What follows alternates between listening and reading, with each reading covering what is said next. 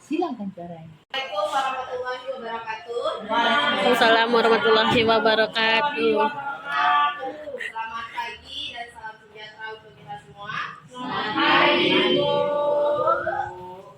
Yang saya hormati Bapak Kepala Sekolah SD 10-4, yang saya hormati Bapak dan Ibu guru, yang saya hormati wali siswa, yang saya hormati Ustadz dan juga tokoh masyarakat dan Pak Lupa pula yang saya sayangi anak-anak sekalian.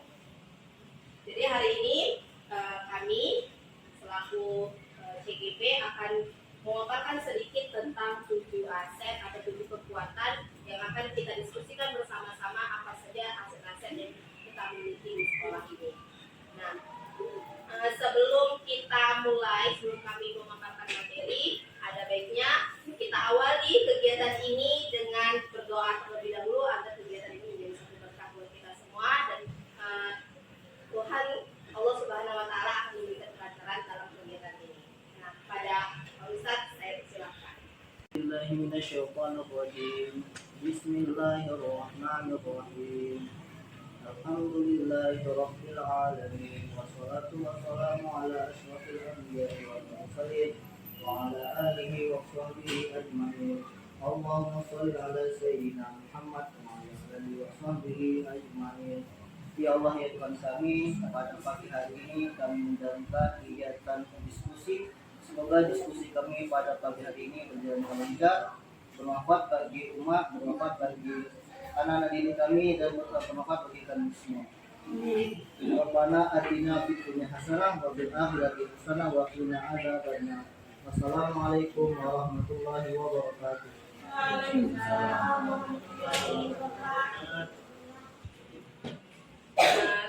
Terima kasih kepada Ustadz yang telah memaparkan doa dan semoga kegiatan kita hari ini berjalan dengan lancar. Nah, kegiatan selanjutnya yaitu pemaparan tentang 7 aset atau 7 kekuatan yang kita miliki di sekolah ini yang akan disampaikan oleh rekan saya yaitu Ibu Eva. Kepada Ibu Eva saya persilakan.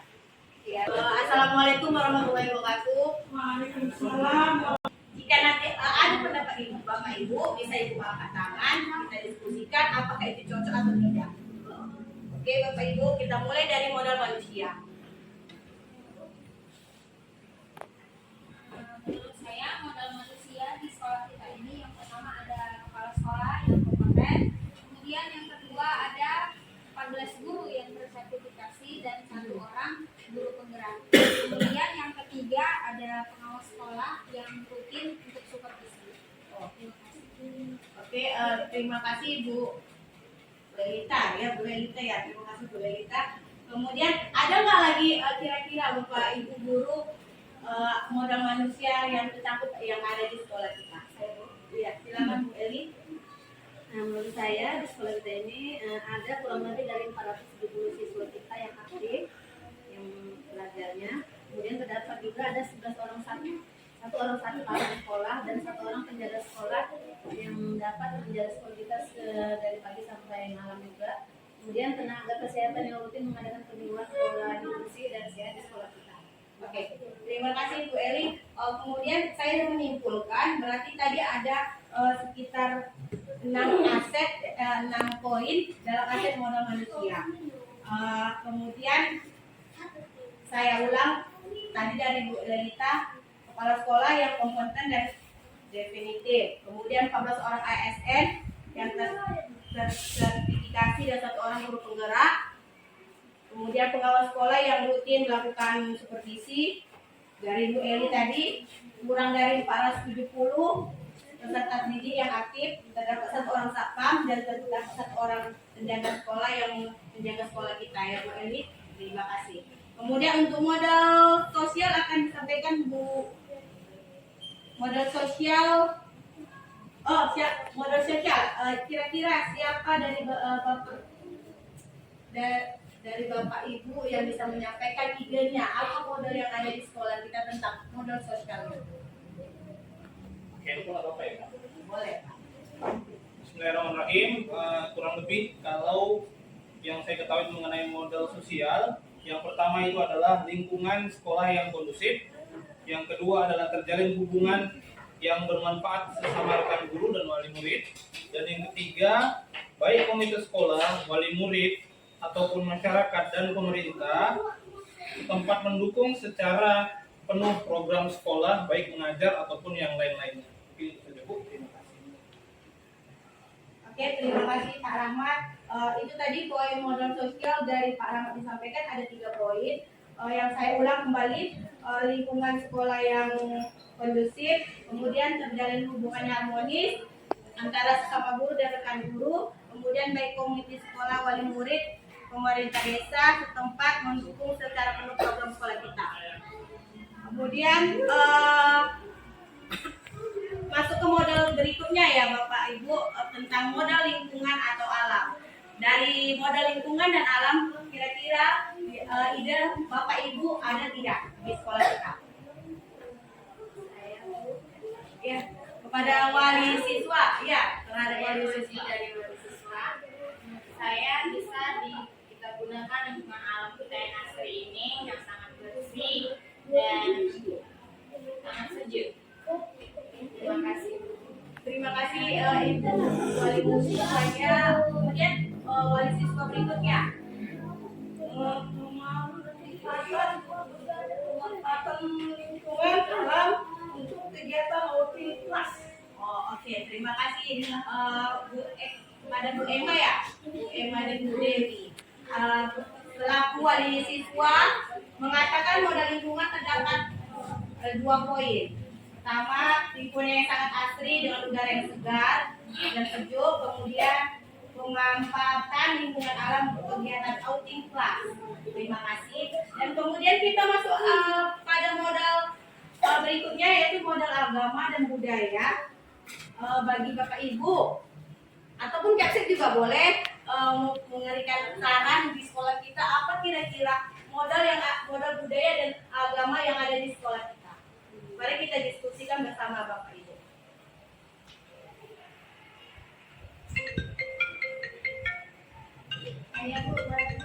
Boleh, Bu Rani, silakan berdiri Bu. Sekolah memiliki kebebasan yang religius dengan menerapkan kegiatan pembiasaan keagamaan seperti berdoa sebelum dan sesudah belajar. Sesudah budaya sopan santun juga sangat melekat ke kepribadian siswa. Lalu warga sekolah sudah terbiasa dengan penerapan budaya 5S. Yang terakhir, kegiatan agama biasanya ada infak rutin dilakukan di hari Jumat dan gotong royong. Terima kasih Bu Rohani.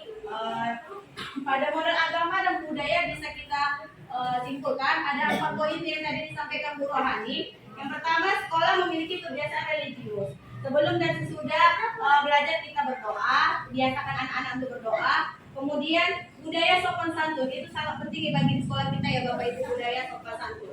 Dari nenek moyang kita juga mengajarkan adanya budaya sopan santun. Kemudian Bu Rohani mengatakan juga tadi budaya 5S di sekolah kita. Emang di sekolah kita masih menerapkan budaya 5S ya Bapak Ibu, tidak ditinggalkan. Kemudian yang terakhir adalah budaya infak atau gotong royong, yang mana setiap hari Jumat kita melakukan gotong royong dan infak juga dilakukan di hari Jumat. Kemudian aspek modal berikutnya adalah modal politik. Ada nggak di sekolah kita ini modal politik atau aset yang di sekolah kita ini mengikuti modal politik? Mari kita diskusikan Bapak Ibu, apa kira-kira modal politik yang dapat di sekolah kita? Ya, Bu Roma, silakan. Menurut saya, keterkaitan sekolah kita dengan budaya politik itu ada menjalin hubungan yang baik dengan pemerintahan ataupun swasta, di mana seperti sekolah kita itu berkaitan dengan polsek ataupun puskesmas begitu. Terima kasih Bu Roma. Bu Roma memaparkan tadi modal politik diterangkan kesimpulan adanya hubungan yang kerjasama antara polsek dan puskesmas yang biasanya kadang untuk ini ya Bu, kita sering ada setiap tahunnya suntik tetanus ya. Ya, betul yang dimaksud Bu Roma mungkin seperti itu, adanya Sudetanus, Folia dan sebagainya. Yaitu merupakan adalah modal politik yang ada di sekolah kita. Terjalinnya kerjasama antara pemerintah daerah. Kemudian modal fisik yang ada di sekolah kita. Modal fisik.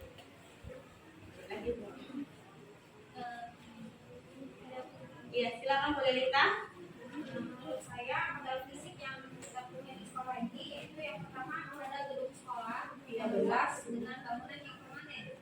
Kemudian yang kedua ada 9 ruang kelas, 1 ruang kepala sekolah, 1 ruang guru, musola, ruang perpustakaan, kamar mandi guru, kamar mandi siswa dengan kondisi yang sangat layak pakai. Kemudian ada juga saluran listrik, air bersih yang dapat memenuhi kebutuhan sekolah dengan baik. Terima kasih Bu Lelita menyampaikan lagi idenya bahwasanya modal fisik di sekolah kita itu terdapat 3 poin. Yang pertama, gedung sekolah yang sangat luas dan bangunannya permanen, otomatis permanen ya Bapak Ibu. Jika tidak permanen maka sekolah kita ini akan ambruk. Nah, kemudian tersedia 9 kelas, ruang kelas, kemudian 1 kelas ruang kepala sekolah, 1 ruang kepala sekolah, 1 ruang guru kita ini contohnya ruang guru, kemudian kamar mandi yang sangat bagus, apalagi kita baru bangun dari pemerintah dapat kamar mandi. Kemudian kamar mandi siswa beda dengan kamar mandi guru, terpisahkan, lebih efisien, dan sangat layak pakai. Kemudian yang ketiga yang disampaikan Bu Lelita tadi adalah tersedianya saluran listrik. Zaman ini sekarang zaman modern ya Ibu, nggak mungkin lagi nggak ada zaman tidak ada lagi listrik.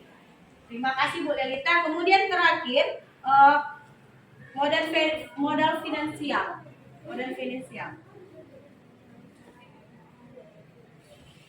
Bagi Bapak Ibu atau wali siswa juga bisa menyampaikan apa aja modal finansial yang ada di sekolah kita. Iya, Bu Roma. Oke, modal finansial yang saya buat adalah itu tentang pemanfaatan tunjangan daerah atau BSU untuk gaji GDT, dan terdapat juga tabungan siswa setiap kelasnya yang dikumpulkan di bangunan. Iya, Bu. Terima kasih Bu Roma. Bu Roma mengatakan terdapatnya tabungan siswa. Ada 2 poin yang disampaikan Bu Roma, yaitu adanya tabungan siswa setiap kelasnya. Kita sudah membiasakan anak-anak untuk menabung ya. Tujuannya bukan untuk gurunya, tetapi untuk kebutuhan mereka juga. Kemudian tadi Bu Roma juga mengatakan adanya gaji GTT atau guru tidak tetap atau guru honor yang digaji oleh dana BOS ya Bu Roma. Ya, mungkin itu yang dimaksud Bu Roma, adanya gaji honor yang digaji oleh daerah untuk guru honor. Kemudian tadi tabungan siswa, itu aja yang modal finansial. Saya kembalikan kepada Bu Evi.